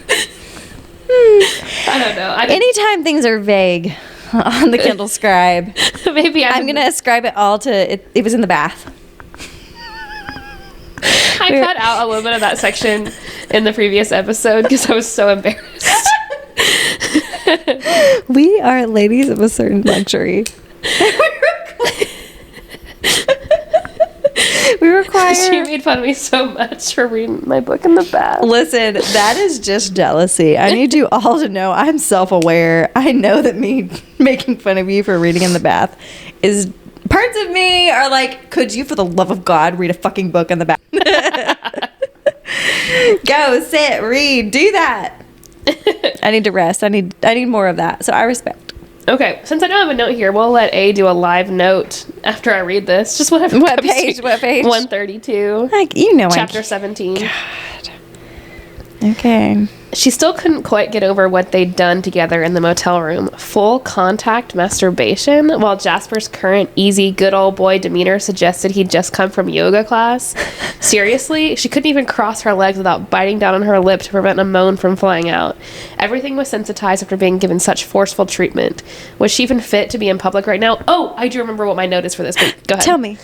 I don't know why I didn't save, probably because of the whole situation, but... The bath. No, I was reading on my phone and did not transfer over to my Kindle Scribe. So, was she even fit to be in public right now? Does anybody ever feel that way? Like, after you, like, have sex with partner, whoever it is, and then you, like, have to go be around your family? Oh, it's the most embarrassing thing in the world. Like, you just get there and you're like, nobody look at me. It's like, do they all know? Right. Can they all, like... It is a really funny experience because it's so, especially for women, like, it's like, I don't know, but maybe you do look kind of flushed. Right. Surely. But it's like, I know, and it's in my brain. Yeah, it's definitely on like, the go top hang out of with your my in-laws, brain. and I'm like, you do not want to know what you and my... Your son just did. Yeah. The Sudafed's getting you. Good. We're on the right track. Yeah, that isn't interesting. He's just chill. Maybe, I feel like this is the appropriate response. Yeah. It's still on her mind. I think this might be a female male anatomy. A woman identified kind of feeling. Yes. Because men are like, well, let's go. Yeah, the release is there and then they feel great and they go. Yeah. But I think women are like, you just, like, my whole body is still on. I hosted you inside my body. Yes. Another human was hosted. Yeah, I like the number of erogenous, like, zones. Like, there's just, Monica tells us there's 7. Yeah, we know. I love that we're like, yeah, we know exactly what you're talking about. Millennials. Yeah, for sure. Yeah, it's I think maybe that is a lady body thing. Cute. Okay, page 138. Oh, God. Okay. God, this grossed me out. Jasper declined another beer because he was driving, ordering a glass of milk instead. Apparently, the catchphrase was true. Milk did do a body good, and exactly. I said, okay, no. If a man ever ordered milk on a date, I would leave. That is so foul. I skim whole No. 2%. The way I would get the ick so bad and have to leave. No. So I am wildly lactose intolerant. My body has strong feelings about everything I put in it. Really, it's a trauma. But I used to have to drink milk, because got milk, 90s, calcium, of course. Our bones were going to disintegrate out of our bodies. They truly thought if that. we did not drink at least a single glass of milk every day. It was very important. I did not drink. I don't like milk. So, same. So, I would have to drink a glass of milk, and it was required. And I had this really tricksy, I figured it out real early how to be a fucking insolent woman. But passively, with a lot of smiles and Southern graces. But I would like take a sip, because my family would be like, okay, come on. I would take a sip, and then I would dab my mouth, but I was spitting with a napkin. I was letting So most smart. of it come out into the napkin, and then I'd be like, "Ooh, yeah, that was a big gulp." Then I'd hide my napkin because my napkin. No, those are the lengths that I went to not consume milk. Is this a comment on his southernness? Does Tessa Bailey think that Southern men drink glasses of milk? What, Tessa? That's not a Southern thing, is it? Cows? Tessa, where are you from? Let's Google it real quick. Please. Live on the podcast. Tessa Bailey, where are you from? Tessa Bailey, do you think that Southern people are just surrounded by cows and so we drink a lot of milk? I just need to know because we don't. We're going to find out. She is from, do you want to guess? New York. Close. I mean, same brand. New Jersey. California. Not different coast. Well, yeah, but same idea of where in California? Carlsbad? Okay. I don't know where that is. I didn't know. Northern, Southern. Still, y'all are California babies. We don't know where you're at. But maybe they are more... Maybe Northern California has more farms? I don't know. I haven't been to... It's by Laguna Beach. Okay, yeah, Oh, Tessa, yeah, it's near San baby. Diego. It's almost to Mexico. My baby, you don't know. Baby. You don't know about them cows. You don't know about milk. We would like to know why. Why would you accost our imaginations with a glass of milk? I just love that sweet California girl is writing a Southern man. It's funny It to me. never ceases to bring me a lot of enjoyment to hear people write about things they don't know. Can you tell we're protective of our Southern culture? The good parts of it, All at the least. things we should be... yes, the good part. We are proud to be part of the good parts of Southern culture. You and me going fishing in the dark. Lying on our backs, just counting the stars. We did. That was our first dance. Yeah. We also we sang Friends in Low Places and Fishing in the Dark at the honky tonk. Yes, we did. Yes. I have very upsetting videos on my phone. We were so drunk. Yeah. There's a picture of me on the picnic table afterwards, and I'm like, if you know the picture, I'm like, bleary-eyed. at a real life honky tonk, y'all. That was real. really good at that. I remembered line dancing for a full 48 hours. That's right. I've lost it all. Nope, I don't remember any of it. All right, page 173. That was a really important sidebar. It really was, y'all. Dancing. You ruined the sky for me today, Rita, he said gruffly. It's flat out mediocre without you up against it. I reckon it always will be now. That is some good old Southern boy charm. Truly. Back of the pickup truck. You know. Can we take a brief sidebar? Car sex. What are your thoughts? Back of a pickup truck, I'm interested. Other cars, I need more space. It's too hot. I can't. It's so fucking hot. We've all seen Titanic. Yeah. That was OG car sex. That's and right. Those windows got real foggy. Yeah. Mm-mm. Car sex. I mean, growing up as we did, we engaged in lots of car sexual adventures. Cars were ideal. Cars were the great place to get it on a little bit. Yeah, the minivan that my partner drove, that really did it for me. The shared family minivan. Well, let me tell you. Well, Jay and I both had pretty small cars, which, you know, what were we reading where it was like, if things are forbidden love, when things are off limits, Yes. it makes them hotter. Everything gets hotter. when things are off limits. And so where there's a will, there's a way. We both had small cars. And drive-in movies, we have an excellent drive-in movie theater. Yes, we which do. I want to go to with my friends. We should. No, I know. They had Guardians of the Galaxy, but I'm glad I didn't see it there. I would No, have that been would very have been mad. terrible. But this summer, we should do with my happy You little can bring car. your puppies. I know. Well, puppies, games, snacks, drinks. It's so much. It's really fun. We have an excellent drive-in movie theater here. But it's also excellent if you're really trying to get it on. Yes. Pickup truck, baby. Yeah, y'all have a good time. Well, Rita and Jasper clearly nailed down just how magical. That's right. But they did not have penetrative sex. They sure didn't, and they don't for a while. They don't. Why is this, Kay? He's a reformed rake. He's trying to abstain for a little while before he has sex with a woman. He's trying to get to know her.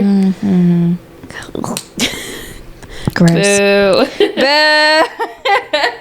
Just kidding. The stuff leading up to penetrative sex is really good as well. So Yeah, well, hey, for not being penetrative sex, y'all do not be misled. there's some This is stuff. the sexiest non-penetrative sex I've ever read. And That's why I needed you to read it. yes, and like the things that he just says with out loud to her face In English words. in English words. It's wild.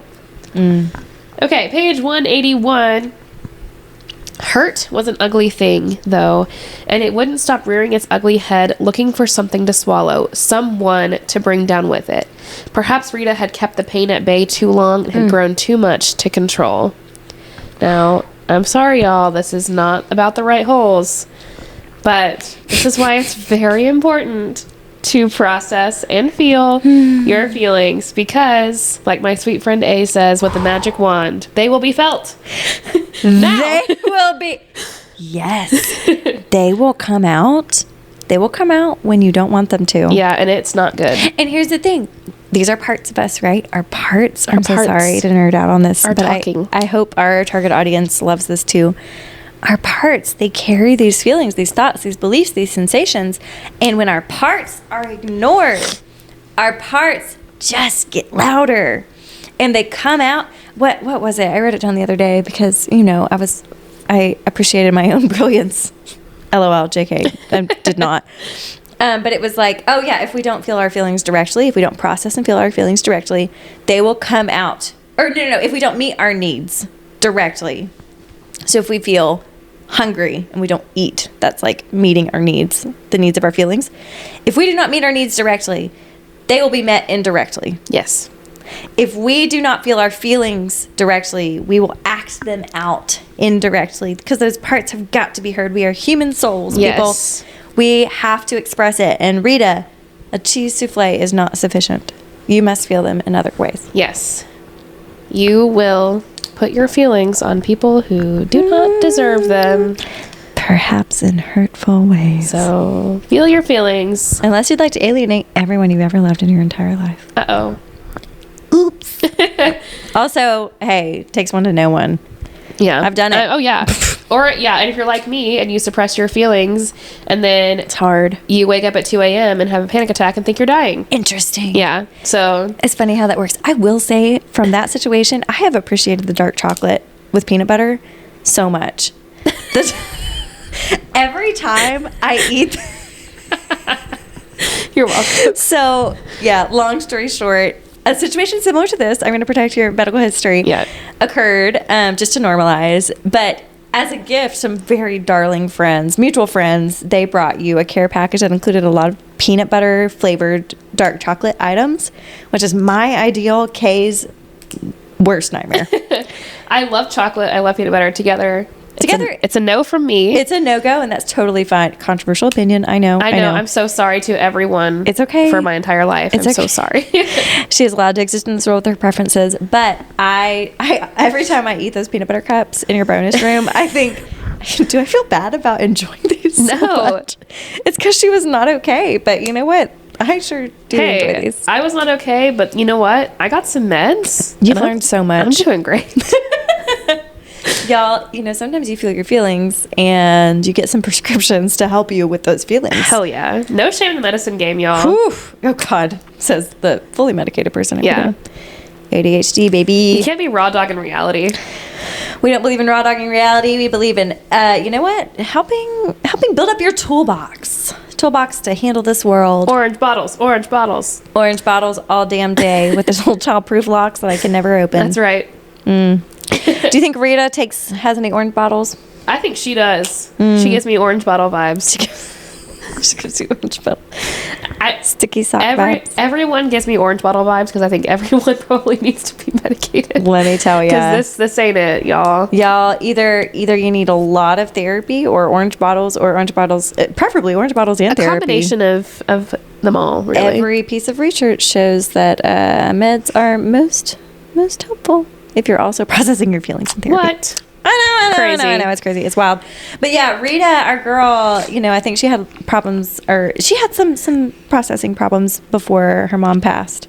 But since the passing of her mom, she's really struggling. But you know what? Thank God she found Jasper to heal her heart. That's right.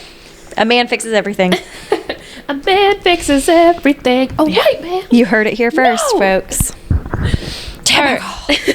Page 189. We're getting spicy.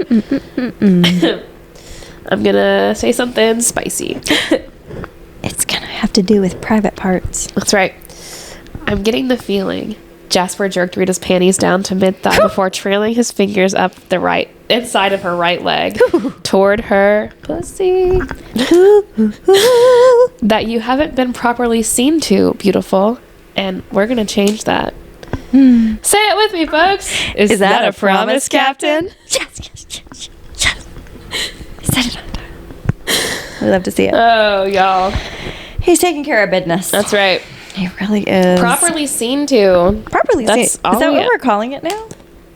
That's what I'm going to call Properly it. seen to. Properly seen to. Talking about needs, yes. folks. Meeting those needs. Meet those needs. Meet them in ways that are safe and healthy and enjoy. Mm-hmm. Your sexual needs are needs. We validate them here on our Kinky Handles. All right. Whoa. Okay, I have this highlighted portion, but I was just reading the paragraph like that's above it. And Sure. it is dirty. Okay. But I'm just gonna read this highlighted part. So right before this, she's basically saying, "Oh my god," over and over again. Sure. And Jasper says, "My name isn't hard to remember, Rita. Use it." Oh! Ooh! And I just wrote, "Yep, sure. What? Yeah, whatever you say." Yes, Jasper. Yes, I shall say your name now. Yeah. My name isn't hard to remember. Use it. Whew, tell me more. Bye, feminism. Yes, feminism evaporating out of my body. Beautiful. We've got more choking. He never released his hold on her throat. And I wrote for the girlies. That's for the girlies. For the girlies right there, the neck is an erogenous zone.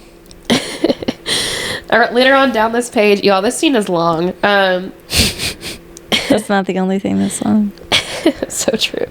Push up on your toes and spread wider. Wide enough to question your morals later when you look in the mirror. Oh! And I wrote, I'm questioning my own morals reading this. Y'all, this scene is nasty. Yeah, there's some real...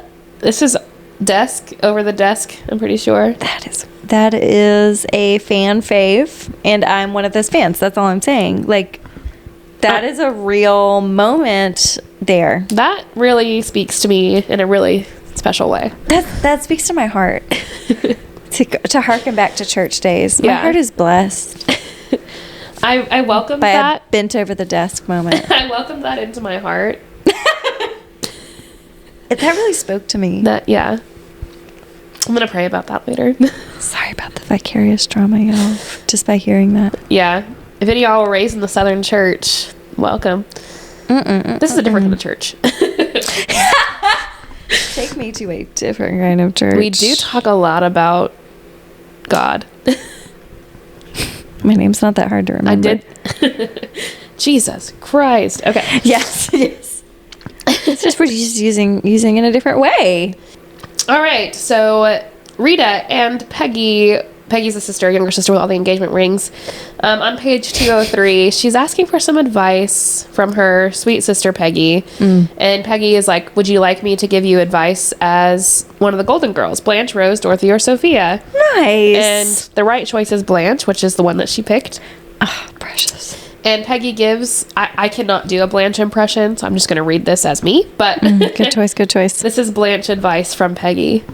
Rita Clarkson, there will be time to weep, but not when there's still time to take it deep. Her nod was very wise and almost perfect impression of Blanche. Get over to that bar and give him a lasting memory, and make sure to set up the camera on your good side. Oh, Peggy. Peggy. We've got to read Peggy's. This is Romancing the Clarksons. There's 4 books in this series. Yes, and there are 4 siblings. So this is the first one in the series. So if one of these, maybe Peggy's standing out to me personally. Yeah, I know. I wrote, furiously writes down this sage Blanche advice. Set up the camera on your good side. Okay, good to know. Good to know. This is sage wisdom. There'll be a time to weep and a time to take it deep. You know, I don't have a sister. I have stepsisters, but Yeah, I would hope that a sister would provide this kind of support. There'll be time to weep, but not when there's time to take it deep. Seems great. Yeah, that checks out. Yeah. That's a baby sister giving that advice. She's got 4 engagement rings. She knows what's up. Yeah. Rita needs some support, so If any of y'all have sisters, please let us know. Do y'all talk to your sisters like this? Yeah. Are y'all talking to each other like this? I just want to know. I can't know. I don't talk to my brothers like this. I would rather die. Yeah, see, exactly. Yeah, so it's an interesting... Yeah, maybe some sisters... I hope sisters are talking about their, in a supportive way. Talking about their lives, sex lives. On page 232, we've got some serious dirty talk that I am not going to read. I am going to read her response to it. Unless A wants to do a dramatic reading, and then I will let her. 232? No, I'm not going to do it dramatic. This is the very first page of chapter 29. 29? 29? Sorry. Any New Girl fans? Deep New Girl cut there. So there is so the suggested highlight is the dirty talk here. But I have right below there her response. And Ooh, I'm not going to read this. Oh my God. I know. So she's in her monologue, she almost shouted surrender, because who in the world even spoke like that? It was magnificent and filthy, and she could not match that kind of sensual mastery. And I just wrote, I can't believe I read those words with my eyeballs. I read those words and they're in my brain. Yeah, you can never unread this. All right, page 233. We are entering into the tire swing scene, everybody. So I highlighted, beautiful. You're welcome to say whatever comes into that head of yours, but I reckon there will be consequences. So close. He's so close. A little further. What kind of consequences? Rita grappled to hang onto the ropes when Jasper threw both of her legs over his shoulders, grabbing her backside and yanking her to the swing's edge. As God intended. Why don't we find out? Number 1, how do we like our men? On their knees. On their knees. Number 2, let's fuck around and find out, shall we? Of all the things to fuck around and find out about, I'm trying to find out. I'm trying to find out more about this exact situation. Yeah, what are these consequences, and can we find out very quickly? Yeah, as ASAP. ASAP. God. All right, page 248. With nimble fingers, she pushed each button of the flannel shirt through its respective hole before letting the garment fall to the floor, leaving her in nothing but a purple and white polka dot thong. I think I'll be fine working just like this. And I just wrote, cooking while mostly naked is a very bold move.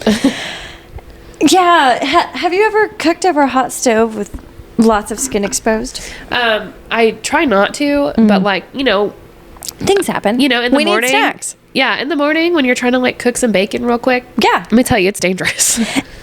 A true hazard. Yeah, I that should be noted that she's cooking with skin exposed. Jasper's fault, but Truly.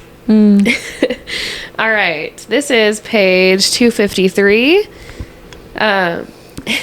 Jasper says, let's use that mouth for kissing instead of saying things you don't mean. And one of my catchphrases that I say to my kids almost every day is, don't say things that you don't mean. You know why? I don't want to do paperwork. If you're just saying it to say it, don't do it. If you mean it, that's all right. If you mean it, say let's it. talk about we'll it. talk about it. We're here to help. But for the love of God, don't say things you don't mean. And that goes We're tired. That goes for every situation. Just don't say things you don't mean. Just don't. Like, if you mean it, say it with your chest, absolutely. Yeah. Come on out. If you don't mean it, you don't need to say it. And Jasper understands this. Yeah. He's like, let's just kiss instead of saying things we don't really mean, you know? Yeah. All right. Page 257. How does one usually look when they've had the bejesus boned out of them?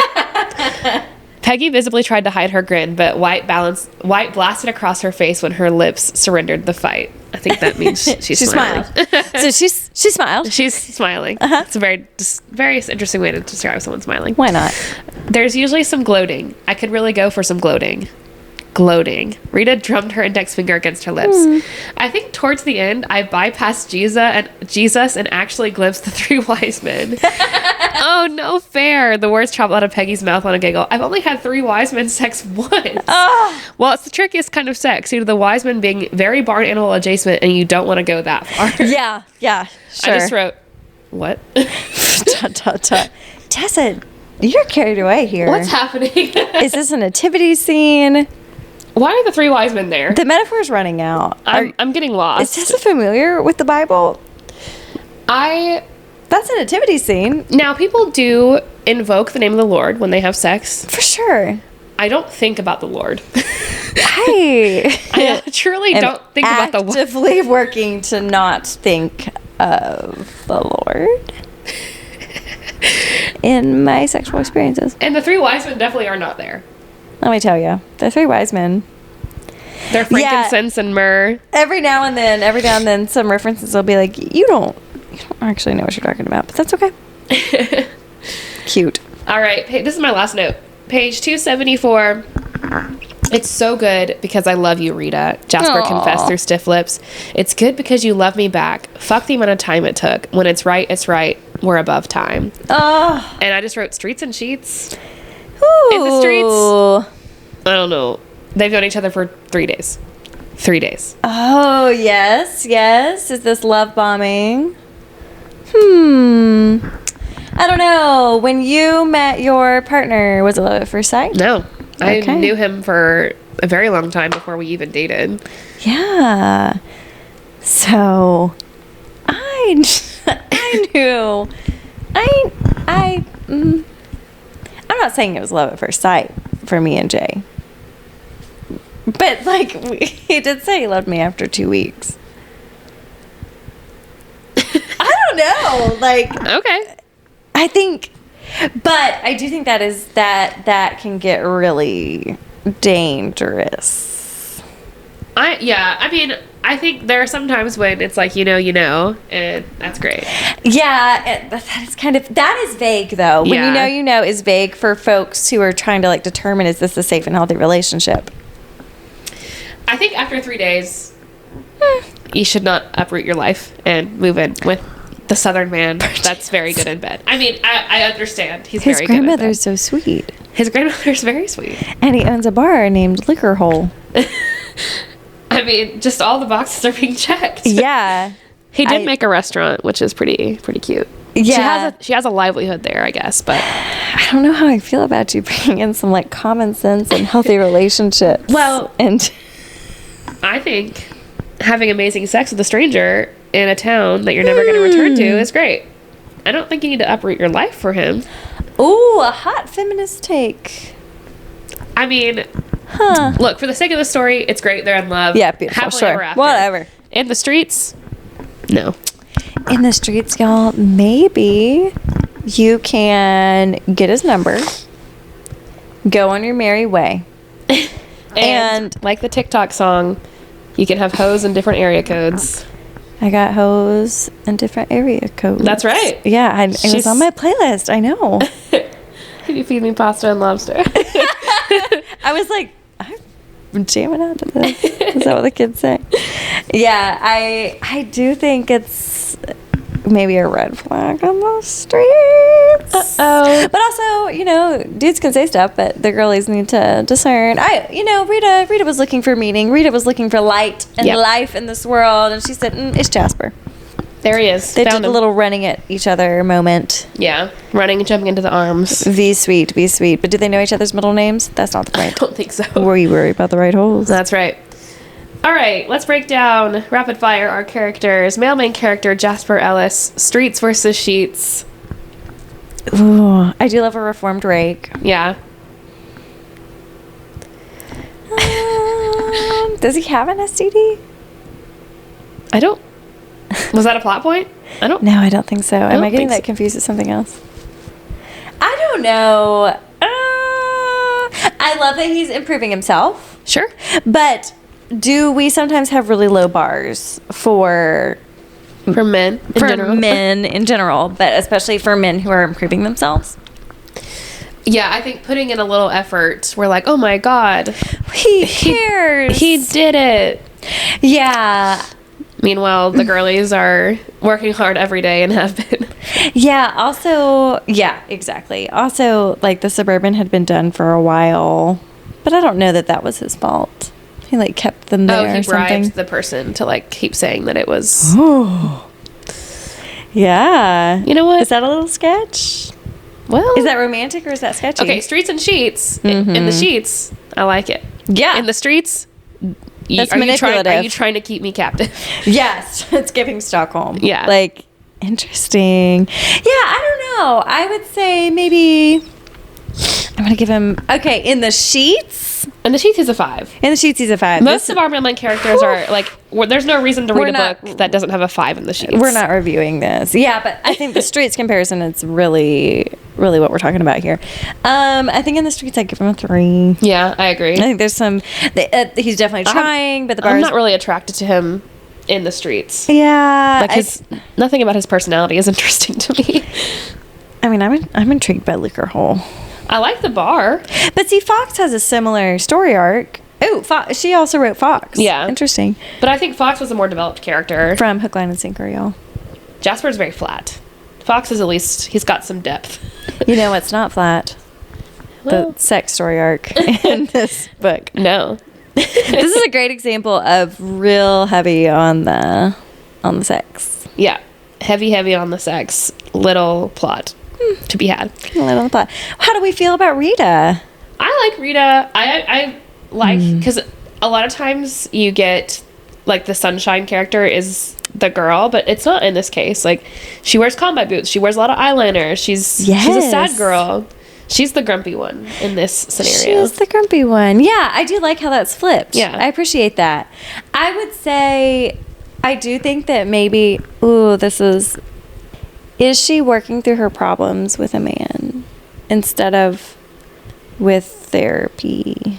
I think she's working through her problems, A, yes, with a man, and B, with a road trip with her family, which is probably not the way. Let me tell you, that's not how I work through my problems. That's how I cause problems. Yeah. And that's exactly what they said, was like, this is going to cause problems, us Yeah. being all together. Like, Yeah. It's misdirected, perchance. Yeah, I think Rita is... I really appreciate that she's working through things. I have a really hard time saying that heroines are not... As a feminist, I'm like, here to cheer on other girlies. I appreciate Rita's plight.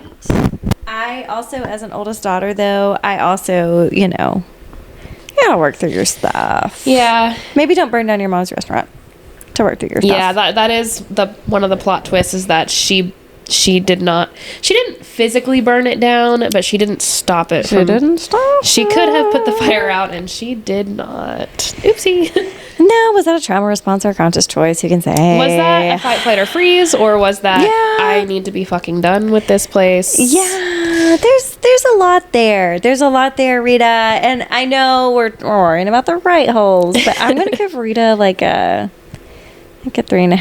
That's exactly the number that was in my head. Just because, again, she is a pretty flat character. Yeah. We're here. This is for the right holes. Yeah. And it goes to show, we were talking about this at brunch, like at what point is a book, like, do we need to start worrying about the plot a little bit? Like, we need a plot. I needed something more interesting. Now, like I highlighted a bunch of stuff, and we have 2 hours of content from this book. I mean, there's still stuff to talk about, but the story arc, there really isn't one. Yeah. It's basically like we're trapped in this town for 3 days, and I have sex with this guy a whole bunch, and now I'm gonna stay here. Like, that's the plot. Yeah. Now we're in love. Yeah. After 72 hours.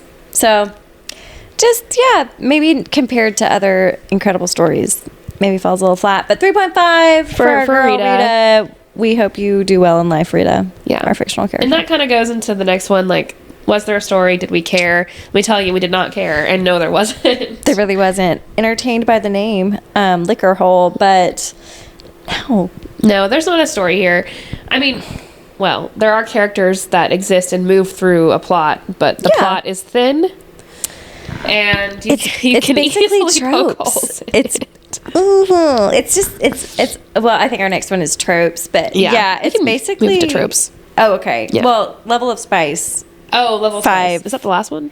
Oh, I don't know. I don't have the thing. We're calling them from memory now. Yeah. Level of spice, I would say 5. Oh, it's like, spicy as hell, and like the dirty talk is through the roof. Yeah, this is really good spice. So if that's why you're here. I was not exaggerating when I was like, said I'm questioning my morals reading these words with my eyeballs. Yes, it was really good. Very good spice. The good kind of bad. The tropes. Oh, the tropes. We have Grumpy Sunshine, reverse Grumpy Sunshine. Reverse Grumpy Sunshine. We have Reformed Rake. Yep. We have some forced proximity, sort of. Yeah, like making trapped you in stay the same here. town. Yeah. Yeah, he's kind of making. So we have Stockholm Syndrome. Yep. Fish out of water. She's the California girl in apparently what is supposed to be a southern New Mexico town. Yeah, would that be all? It's kind of a soulmates kind of trope. Yeah. Like you stumble on your one person. Yeah. Which, I mean, is that what happened in my life? Maybe. Perhaps. We met out of state. Didn't ever live in the same state. Well, let me tell you, we weren't doing what Rita and Jasper were doing. No, we were Christians engaging in Christian courting. Also, apparently Rita and Jasper's action takes practice and coordination. Yeah. It also takes having not grown up in purity culture. It's funny how that works. Yeah. Oh, but a great read. I love that Kay read it with me. I think the spice is what stands out about this one. Tessa, you've done well in the spice department. Tessa Bailey can write a sex scene beautifully, like no one else. And if you're coming here to get the job done, yep. This book is less than 300 pages long, and I would say a good 50% of it is smut. It's on Kindle Unlimited, maybe. Yeah, I don't know. It was like $1, I think. Yeah, it's you just know what you're getting into. We try to review a variety of different literary works on this Podski, as we call it. So you get all kinds of things when you listen. One of them is Too Hot to Handle. Too Hot to Handle. By Tessa Bailey. Thank you all so much for listening. Coming down the pike, we're going to do, I promise, we're going to do A Court of Mist and Fury. Yes. Eventually.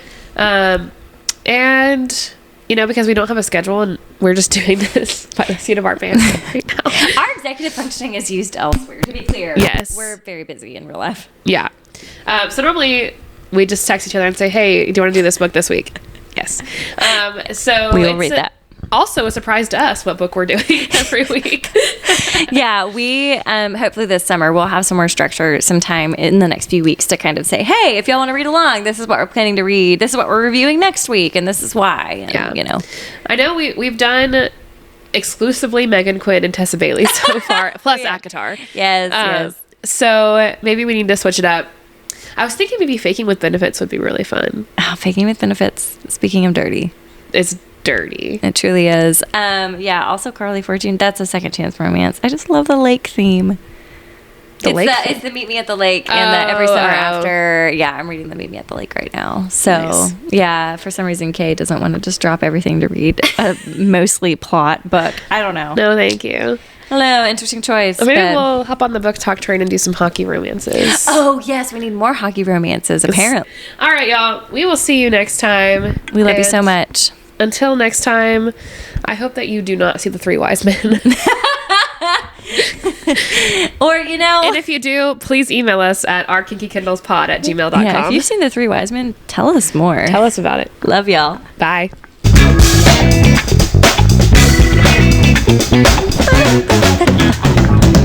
Yeah.